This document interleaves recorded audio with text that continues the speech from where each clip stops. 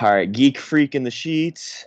Jason, motherfucking Knight, bare knuckle, fucking phenom. I don't know how to describe him. One of the realest in the game. All right, let's just jump straight into it. Did you catch the UFC card this weekend? I did not, man. I had to go to work. I broke my wrist probably about 7 weeks ago, Shit. and since then, I haven't had any money coming in. So as soon as I got that cast off, I went to work and had to go make some money, and that's what I was doing. Where do you So work, if you don't mind me asking? uh, I'm a boiler maker. I work at paper mills, and they pay pretty good money. So I go hit that up. You Is know, that a trade? Yeah, same as like damn near welding or something like that. Oh, I follow. Yeah, I got some buddies in that. That's good shit. That's good money. That's good Yeah, shit. man. $32 an hour and $150. I mean, not 150, $120 a day per diem. So it's not too bad. That's good shit. Yeah, I don't even want to. It just pisses me off to hear that you're working a second fucking job, especially since that. I mean, you're you. Dana White. I don't know. Man, that grinds my gears to hear. But it's good. I'm glad to know you're working and shit. That's just how it is. You know what it is. But Yeah, yeah, that's the problem in this game is that so many fucking fighters are working second jobs. That's unbelievable to me. I find it. I mean, you got 30,000 followers. Those are fans. I'm one of them. We like watching you talk, fight, fucking eat shit, whatever. And we just want to watch you, and we want you to get paid for it as well, because that's overall bullshit. But that's life. Anyways, did you see? So you didn't see the Trinaldo stoppage? Do you see the Brazilian, or did you see Dan Hardy going off on Herb Dean? That no, clip. I seen like a little clip about it on Facebook, but I didn't really see the whole ordeal. All I right. just I Did you? heard about it, but I didn't really see a whole lot about it. Yeah, that was good shit. I'll tell you about it some other time. Let me think of some decent universal question. One of the realest fighters in the game, besides you, that's a trick question. What besides Jason Knight, besides someone that walks the walk, talks the talk, not George Masvidal, but someone like that. In my opinion, First one that comes to mind, or number one. number one and two is Nick and Nate Diaz. All right, The real two of the realest in the game. You know what I'm saying? no doubt. Like I don't understand how Conor McGregor became so cool and so fucking, you know what I'm saying, like a multi-million-dollar guy, the money fight, so to speak. How did Nate and Nick not do that first? They've been talking the same shit as him for 10 years, and all of a sudden it becomes cool because Conor McGregor does it. You know what I'm saying? Nick and Nate's been talking shit since way back in the day, and back in the day it was frowned upon. But then Conor McGregor comes along, and all of a sudden it's cool. Yeah, I don't man. get it. I totally agree with you on that one. I think it's just a combination of Connor's kind of a dickhead, but in that sense, he's a smart dickhead. So he knew how to brand himself. He was like, okay, you That's guys are true. gonna talk Yeah, that shit, and we're gonna have Dana rebrand it. Uncle Dana's gonna give his little seasoning, whatever, sell it to the people. Next thing you know, you got a money fight. But thankfully, Nate and Nick, they got a piece of the pie. They got a bit of branding through it. They got some of the popularity. But yeah, like it is kind of bullshit. I don't know, but they'll get theirs. Everyone gets theirs. That's just the way the world goes around. So I got a big question that I really want your opinion on regarding marijuana or weed, whatever. We smoke it, we toke it. That's how it is. That's just how I wrote it. So I said it kind of funny. Should it be banned under USADA? Should USADA stop testing for weed? Because I saw Alan Joban is the first medically marijuana licensed fighter. He can smoke weed, and as long as his THC levels, I think, stay under a regulation amount, and he's using it for his medical uses, then he can smoke. I really don't see how weed could benefit you in any way. For one, if you're smoking weed before your fight, your cardio is not going to be as good. No. And for two, say if I'm high during the fight, if anything, it might make me lazy. It's not gonna make me perform better. It's not gonna make the punches hurt any less or anything like that. Uh, I think it's pretty. It's really a stupid rule, but You I'm know, trying to start a whenever movement. yeah, whenever I fought in the UFC, I would smoke on and off, and really, as long as you do really what you're supposed to do, you quit a couple weeks out, you never really have anything to worry about. So I mean, I don't see why it would be that big a deal if they just got away with that rule altogether. You know. Yeah, yeah, totally, no doubt. That's another thing. I mean, I don't understand how, because it doesn't. I mean, I've gone to the gym high as fuck. I've gone to the gym sober as fuck. Sometimes I'm super good. Sometimes I get the shit kicked out of me because it does. It's not a steroid. That's not what it is. People, I don't know what USADA is thinking of it as. I have gotten so high to the point to where I have gotten the shit kicked out of me, and it probably didn't hurt as much. But I woke up the next day and I was sore as a motherfucker, so I felt that. It's just Yeah. dumbass rule, man. I don't know, I but mean, it's not going to stop you from getting knocked out or some shit like that. So what? So what if maybe the punches hurt a little less? You're still losing on the judge's scorecard. But exactly, I mean, if somebody hits that button just right, it doesn't matter how high you are on weed. It's not going to put you. I mean, it's not going to keep you from getting put to sleep. You know. exactly. You hear that, Uncle Dana? This is some fuck shit. Over and out. Um, okay. Are you familiar with the High Rollers Club, the jiu-jitsu competition? High Rollers. Nah, man. I gotta I put you suck at onto that. I suck at following anything like that.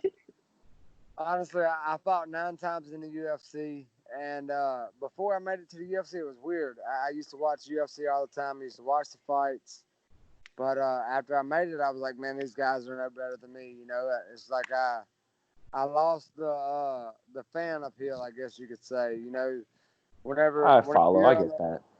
you're on the way coming up, you look up to these guys, but then you get to meet a bunch of them, and you're like, oh, dude, he's just like me. You know, I'm Yeah. not really that big of a fan, but I guess if it was somebody that I liked, you know, throughout time or whatever, I would always watch them. But and I still do that to this day. But if it's fucking Yeah. just some random guy, I'm probably barely gonna watch him. Yeah, I mean, see, we're all regular people, and I keep forgetting that because I just started this. I'm interviewing Jason motherfucking Knight, and I got pinch myself sometimes. It's surreal, but at the end of the day, we're all just guys. We like throwing leather. We all like talking about throwing leather, and that's how it is. That's one of my biggest fears, almost. I don't know if I want to get famous. I don't know if I want to get in the UFC. I don't know because if whatever takes off, I might just realize that everyone's everyone. The fame is fame, but I'm having trouble finding the words here, but it's so surreal. You almost don't want it to be. You don't want to believe that it's like it. You don't want to believe that the UFC is just another regional promotion with a bigger paycheck, but it is. It And is, man. It's really nowadays it's easier to make it than ever. You know, if you're fighting amateur, you definitely need to fight a good while to build yourself up. But as soon as you go pro, the main thing about being pro is learning how to stay calm. You know, if you can stay calm in there and you can remember to breathe, stuff like that, then you're a pro. If you don't stay calm, you don't breathe, then that's the acts of an amateur. Usually, as an amateur, you'll blow your wad in the first round, and then second and third round, you'll be out there tired as shit, and you'll be sloppy. smart as But fuck. as a pro, you know how to pace yourself, you know how to breathe, you know how to stay calm, and you can make it through 3 5 minute rounds and not get tired. But Composure is key. that's it. You stay calm, you're good. But you make it pro, win fucking 3 or 4, maybe 5 in a row. You get a win streak going, and bam, you're in the UFC with ease. That's Whenever I made it crazy. to the UFC, when I made it to the UFC, I was 16-1. I won 7 in a row. I lost one, and then I won fucking another. I think it was 8 in a row, 8 or 9 in a row before I lost again, and then finally I made it to the UFC. But Crazy. nowadays, I'm telling you, nowadays it's so fucking easy. You get 5 or 6 wins and you're in there. Yeah, I've noticed that. There's a trend like Dan Ige, he's 5-0. He got his contract, and yeah, he didn't have a really built up resume. He got the call to go in the Contender Series. They gave him the limelight, and he just so happened to shine. I think that was that Yeah, inner Hawaiian though in him though. I mean, that fucker's a different breed. No disrespect, Ige. I'm just saying you're a prime example. 5-0. You know, I don't know how he went on the amateur circuit, but I've noticed a lot too with the O, the mystical O. If you're undefeated or if you have 1 or 2 or 3 losses, then you're a lot more marketable as a person. Like i.e. Or example Darren Till, undefeated, Scouser, loud fucking dude, cool as fuck, nice little personality, and he's undefeated. So undefeated that every time he wins, everyone's just like, "Oh, he's undefeated. He's undefeated." That's what everybody's saying. They're forgetting that just because he's undefeated doesn't mean that he's invincible. He still had flaws, and that's what the Tyron Woodley fight exposed. He hadn't gone against up a real wrestler.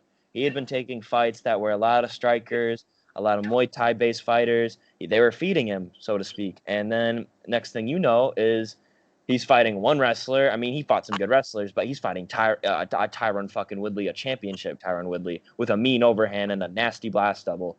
So next thing you know is he bulldozes him, shatters that O, and Darren Till essentially resurged. He had to go through. He got baptized by George Masvidal. Then after he got knocked out for the second time, he's got to climb back up the rankings, remarket himself, come up as like a new immortal Darren Till.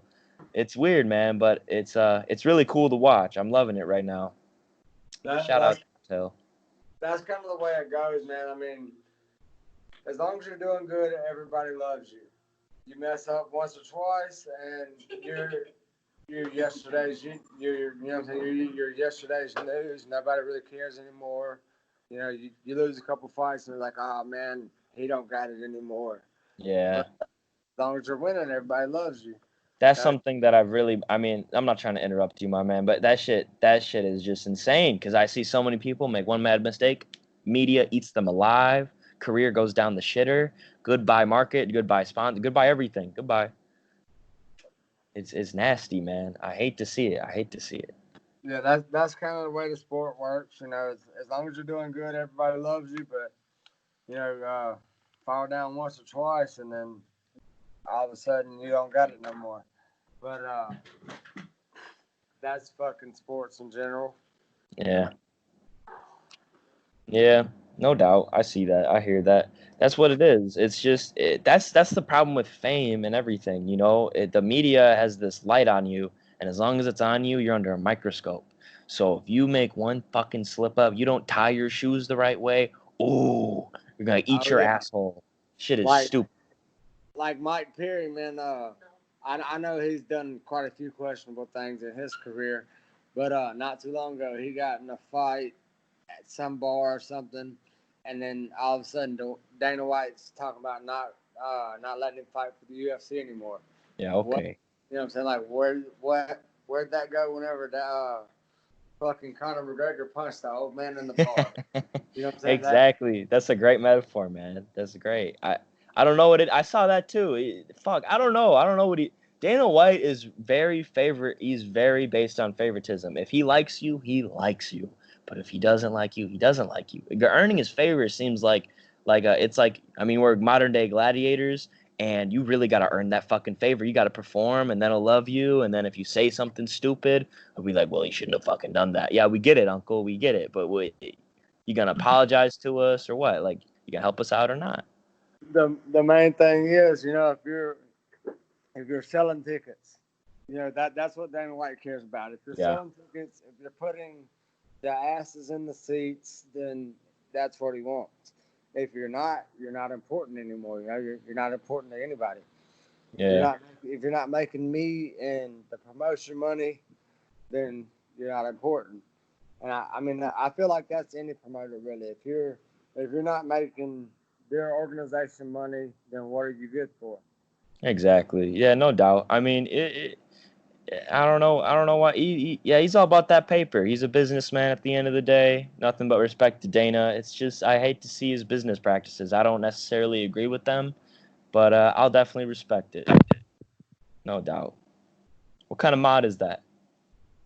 It is a ages geek bait. That shit look like it get you geeked. Nah, man, I just smoke regular old e-cig juice. Okay, I follow you. So you into all right. Nicotine or weed? You got to choose one. You know, back in the day it would be weed all day.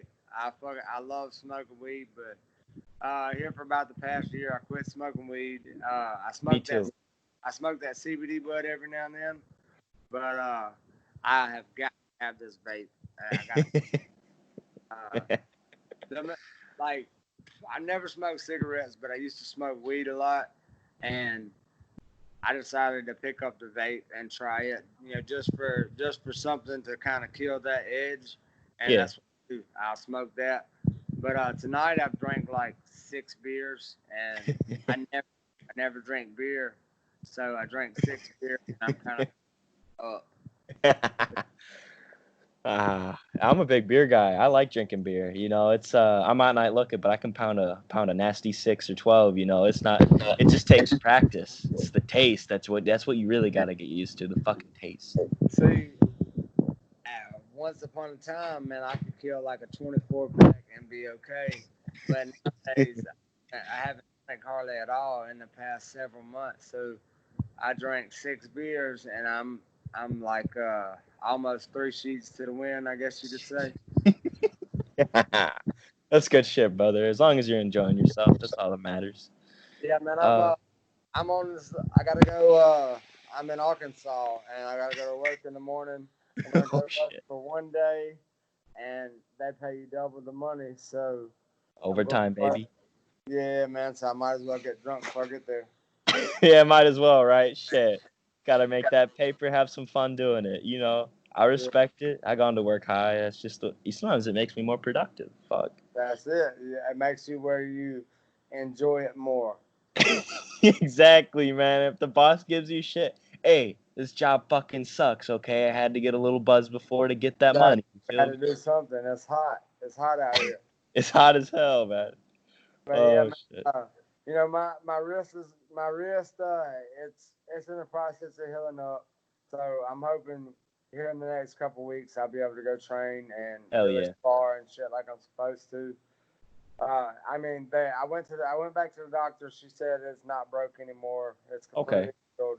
But she told me that give it about a month and I'll have full range of motion again, and all the little soreness will be gone away. Yeah. So, I think probably another 2 or 3 weeks, and I'll be back in the gym, ready to spar and stuff like that. Can't Uh, wait to see you. my main objective, I want to fight MMA at least once or twice this year, and Okay. I'm going back to the UFC. I've made up my mind about it. Uh, Okay. I feel like that's something that God put in my path. You know what I'm saying? I follow I, that. I was supposed to be a UFC fighter. I was supposed to, get to the top, be one of the best. And I was 23 when I made it, and I made a lot of mistakes. I made it. I made a lot of money real early. Whenever I'm a real broke guy. I never came from money at all, but I made a bunch of money and I splurged with it. I bought any kind of toy I wanted. I did anything I wanted for those 3 years. And whenever I got kicked out of the UFC, it kind of humbled me a little bit. I realized that hey, this money's not going to keep coming. It's not. Yeah. It's not going to be here all the time. And the way I look at it now, if I get back in that position, I make it back to the UFC. I just want to show the world what I know I could have been. I want to Yeah. kind of I want to show myself too, because I Prove it feel to like I've yourself. got yeah I feel like I've got unfinished business there. Uh, I made it to number 15 in the world, but So you broke the at, top 15. yeah, I made it to number 15 right before I fought Ricardo Lamas. I lost Okay. my first. I lost my first UFC fight. Then I won four straight in a row, and then after that, I lost to Ricardo Lamas, and then I lost another three after that. So I won four straight in a row, made it to 15 in the world, and then turned around and lost four straight in a row. But during those four that I won, I got three $50,000 bonuses, and I had more money than I could think of. I bought four wheelers and Holy trucks shit. and cars. I did pretty much anything I wanted. If I wanted to go out to the club that night and I wanted six friends to go with me, I would pay for those six friends and I'd buy their drinks and stuff like that. God And damn it, Jason. I was just having fun. But it got to a point to where I'm spending too much money. I owe this one and I owe that one because I ran out of money and I decided to borrow this and borrow that. And at any point in time, I could owe out like 10 grand, and it was no big deal because I had a fight coming up. I'm guaranteed to make 30,000. I'll pay you this 3,000 right back. Stuff like that. Hell yeah. And it would come, a week. Like for instance, I fought Gabriel Benitez. 2 weeks Never out heard of him. fight. Yeah, it was a little Mexican guy. I fought him in California. Okay. And 2 weeks out, I wound up. I had strep throat. Well, I decided I'm gonna fight anyways, and I decided, I'm gonna get a round of antibiotics, and it'll make me feel better. So I get the antibiotics, and the fight comes up. It comes up fight week. I cut the weight. I feel okay. Yeah. I get all my water back on me. Okay. I feel fine. Well, 30 seconds, maybe a minute into the fight, I gassed out. And whenever I gassed out, after that, the first round, I feel like I won. When we come out to the second round, I was, my arms were heavy, my legs were heavy, I was dead. And, yeah, second and third round, he beat the piss out of me. But you took it to the cards? Gas? Yeah, oh yeah, I took it all the way to the cards, just completely gassed. Unbelievable. But after that, I fought Makwan Amirkhani, and I feel like I beat him. I fucking dropped him with 2 uppercuts in the first round. That man's a dog. Yeah, what'd you say? That man's a fucking dog, and you tamed the beast. Nah, Makwan's a fucking puss. Lord forgive my French, but I will beat that boy to sleep. Hey, you gotta get that one back, brother. Yeah, if you've watched that fight, you know what I'm talking about. But if not, go back and watch that fight. Oh, for sure. I dropped him twice. I dropped him twice in the first round, and then after that, he just wanted to take me down, lay and pray, and he did nothing with it. But it's kind of my fault too. I didn't do as much as I should have.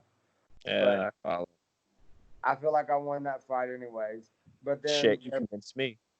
Yeah, you fast forward to the next fight, my last UFC fight. I fought a guy named Jordan Rinaldi. I fought him at Madison Square Garden. I went to California to train with Uriah Faber. My buddy Brandon Davis, he came out there to train with me. We did our training and stuff, and then on the way back, we decided, we're gonna make a road trip out of it. Brandon's got 2 mountain bikes on the back of his car. So we're going to hit every trail on the way back. This is 2 weeks out from my fight.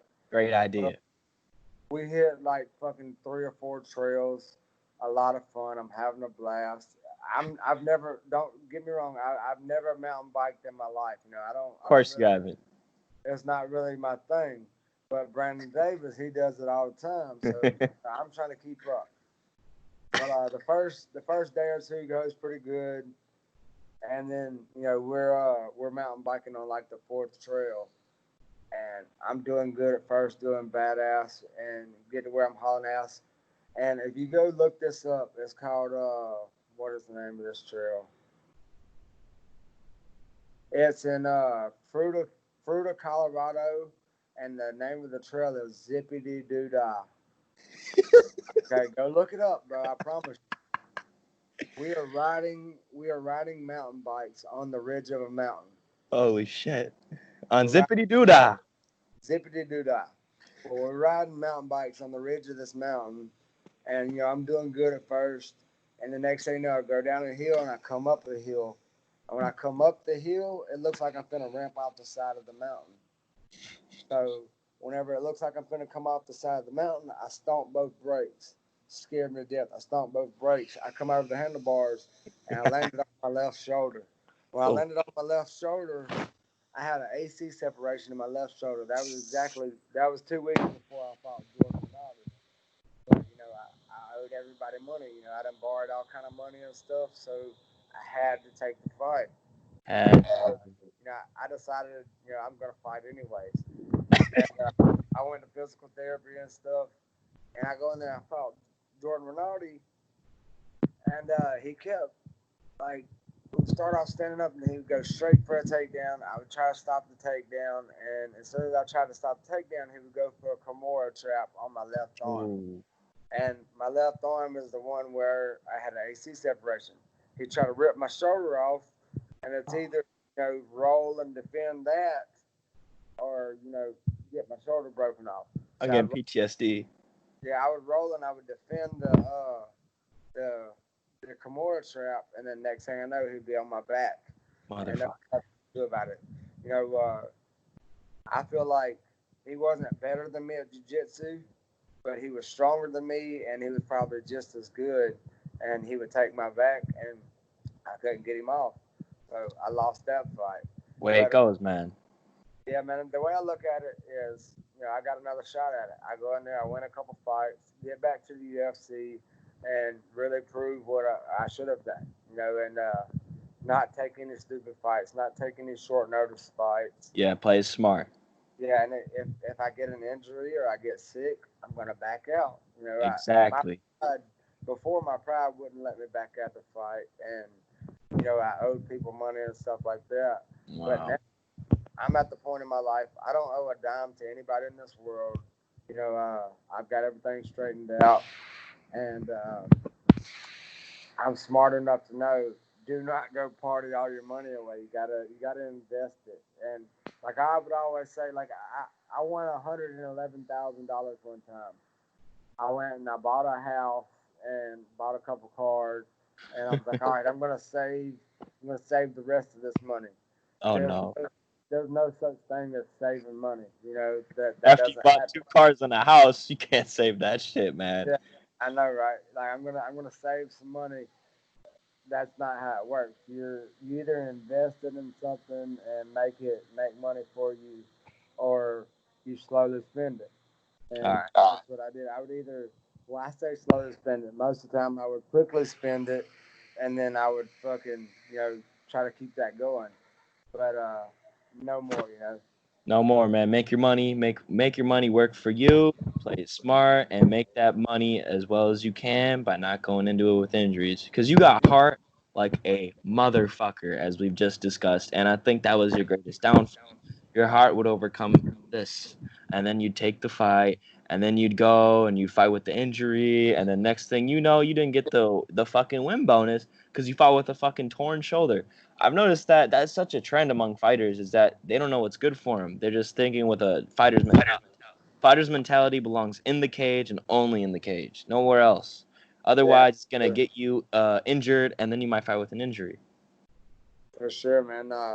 The biggest thing is like a fighter's got so much pride that like it would hurt your pride to be like, oh man, I gotta back out. Yeah. I don't know. I guess that I should give that responsibility to my coach from now on. Well, please do, man. I need to go ahead and back out. Yeah. I'm glad that you understand that, man. I'm just glad to hear it. So I expect you to see in the UFC. If you don't get into the UFC, I got my own connects, and we'll get you in there regardless. Fuck. I mean, this is great to hear. You've got the name value.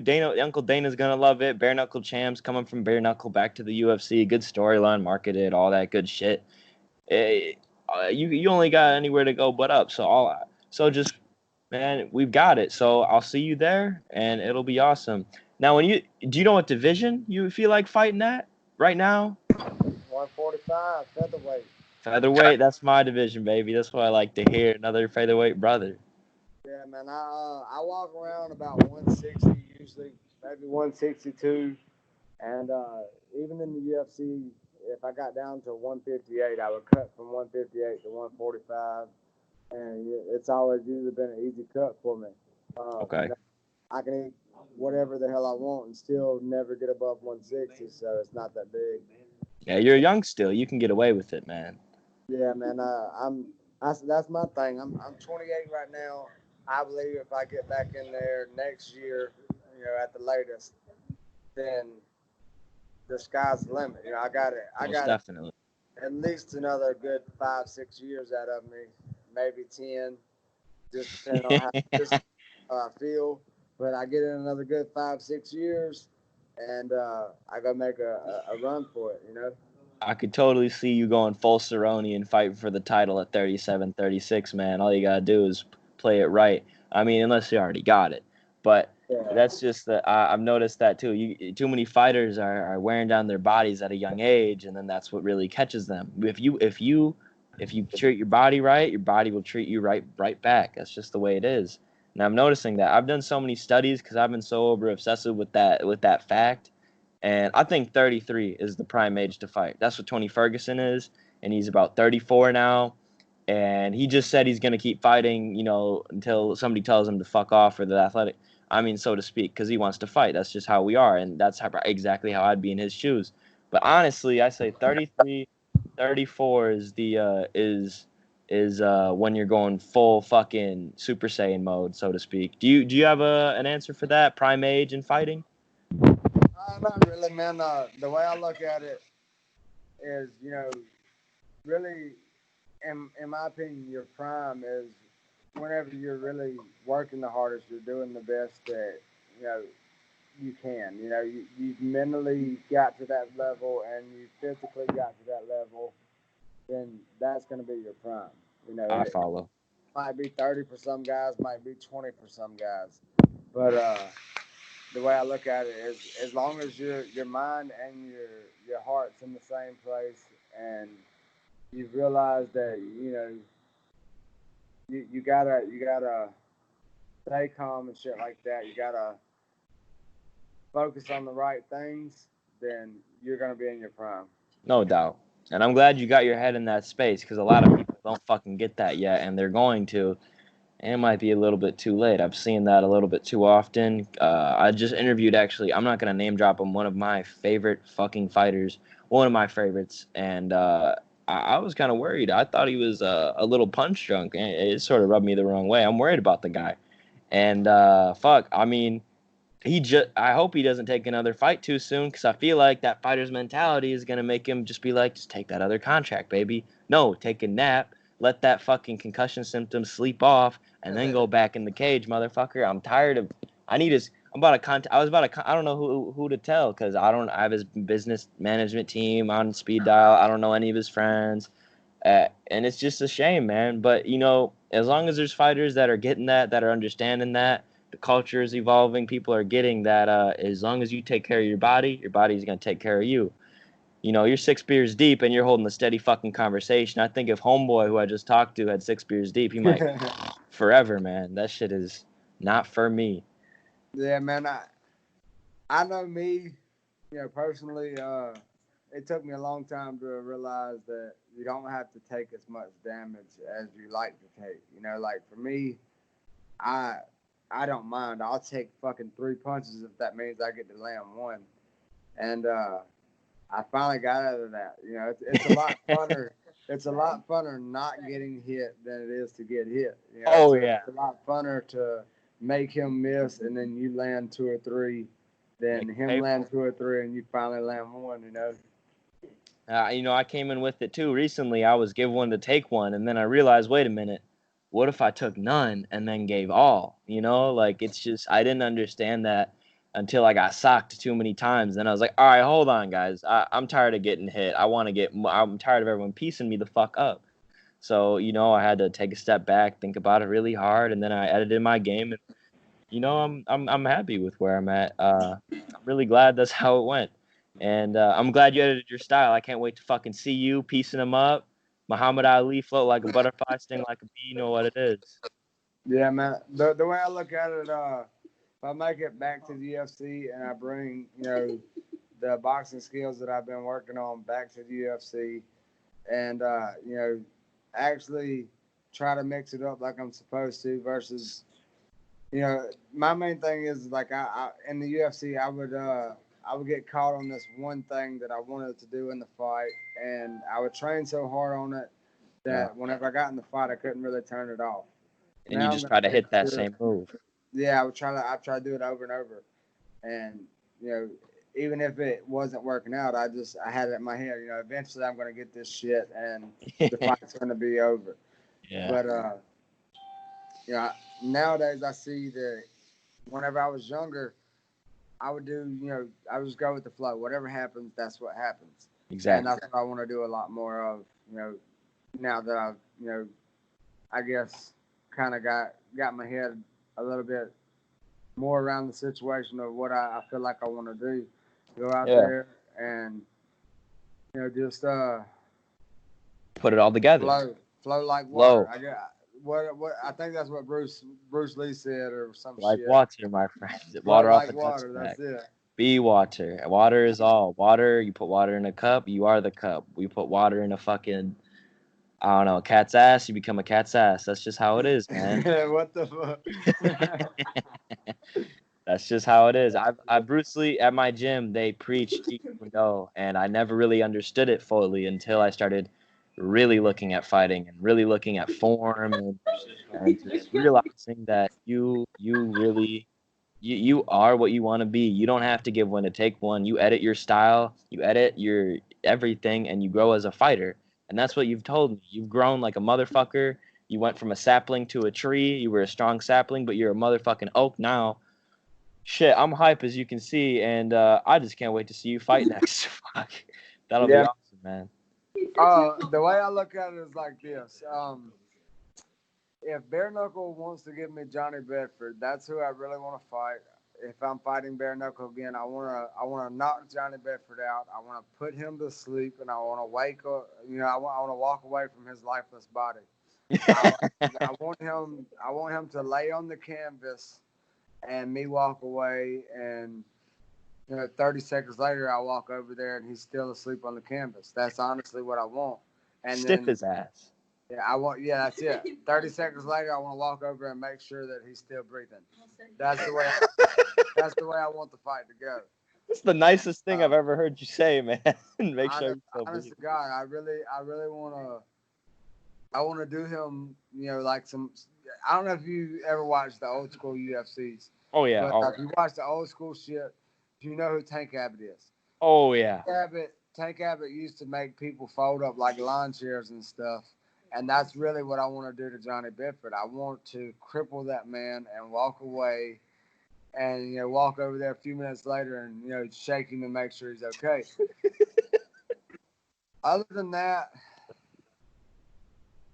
Uh, other than fighting Johnny Bedford and bare knuckle, I want to fight MMA next. And do what you want, man. when I got kicked out of the UFC, they told me win a couple fights. They'll put me back in there. So that's what I plan on doing. I'm gonna Well, win a yeah. couple fights and see where that takes me. And if it's the UFC, that's great. If I got to keep working, then I'll keep working.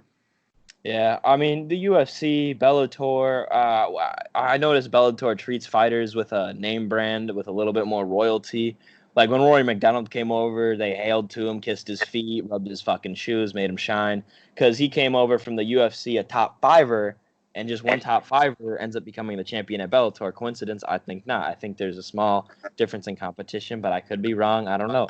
And it's just the fact of the matter is that people keep losing. I lost my train of thought. But you got what I mean. I think the UFC should just take you as you are. I think, yeah, coming straight out of bare knuckle, you've shown that you're still active.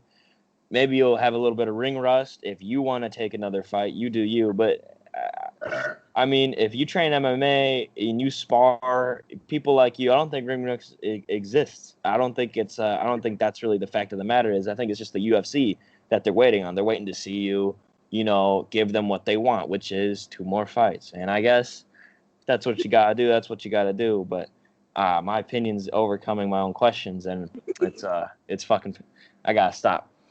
But yeah, man, I hope to see you in the UFC. But I think you could take over Bellator for sure. I think Bellator has a little bit less stiff competition, and there's no wrong in fighting on those prelims because you'll pick those motherfuckers apart. That's not a question, and it's not that the fact that you're taking easy fights. It's that you're fighting in Bellator. If Bellator's so good, then they should be giving you Corey Browning and whoever they think will be a challenge, and you'll show them that I'm UFC caliber. I'm UFC caliber as in I can take down these motherfuckers at will. So, I mean, Bellator, UFC, I just want to see you fight MMA. I'm excited, fuck. But, yeah, man, I can't wait to see you just fight next. Bedford, long chair analogy. I mean, shit, I'll pray for him when he's on the floor. But yeah, that'll be nice to see. I'm excited for that one. Ah, Yeah, damn. man. I really don't know. David, I feel like David Feldman and them, the bare knuckle guys, are pretty much they don't want Bedford to have a real hard fight. You know, they want him to fight people that they think he can beat, and yeah, I think that's why I haven't got that fight yet. Maybe we'll see, man. I mean, I don't know. I mean, that is a very bit. Yeah, fuck. I can't help but to agree.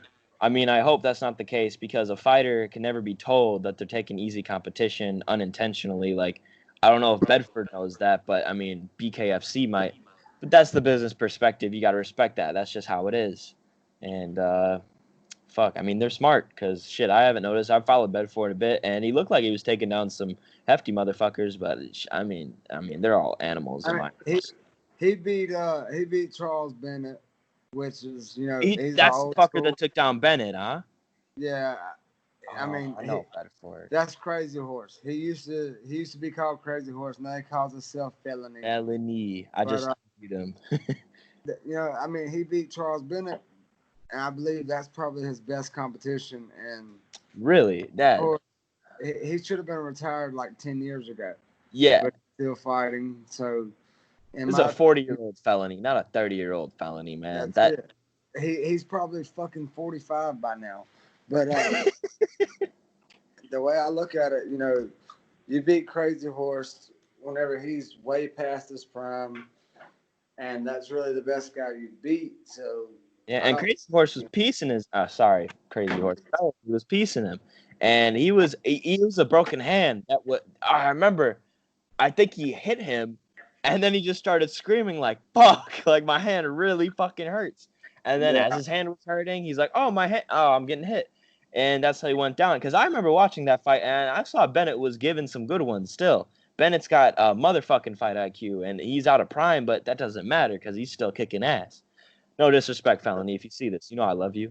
But yeah, man, shit. but Yeah, yeah, man, I just feel like if that's the best competition that you could beat, then you're not as good as you think you are. And I feel like I would dominate Johnny Bedford. He's got some holes in his game that I feel like I could exploit, and I really want that opportunity. yeah. You're pissing, aren't Oh, I'm pissing for sure. you? Please don't turn the camera, man. I'm gonna have to cut that shit out, dog. That's Nah, gonna. that's cool, man. We have been we've been on the phone for like what, an hour now. Yeah, shit. 45 minutes. I'm gonna let you go, man. Shit. Go take your piss at peace. It was a pleasure, like always, and I'm gonna dice this up. I'm gonna put it up on the gram. I'll tag you and shit. It was a pleasure, man. Fuck, this was awesome. Sounds good, man. I had a few beers tonight, but it's whatever. It's totally I got whatever, man. I If you gotta want, work in the morning, so sue me. hey, good luck with work, man. You ever want to give me a sober interview? By all means, I'll be right here in the Hey, same apartment. 100%. Anytime you get up with me, it might take me. God damn it. It might take me a week or two to get up with you, because I'll check it. I check my Instagram sometimes constantly, and then sometimes hardly ever. But Yeah, give me your personal if you want, number or whatever. I don't care, man. It's just how it is. I totally, I'm getting what you're putting down, man. Much love to you, and I'm gonna let you go before we fucking talk all night, man. for sure, Shit. brother. Anytime you want to get up with me, though, get up with me, and we'll do another one. I can't wait to pound a couple beers with you when you're in the Chicago area. Let me know. Chicago, Hey, Naperville. go look up Jason Knight versus Jim Allers. I fought him in Chicago, and I beat his ass in Chicago. Go Dope. All check right, it man. out. I'm gonna go give that a look. See. All right, brother. You take care now. I'm gonna let you go. All right, man. You have a good night. You too.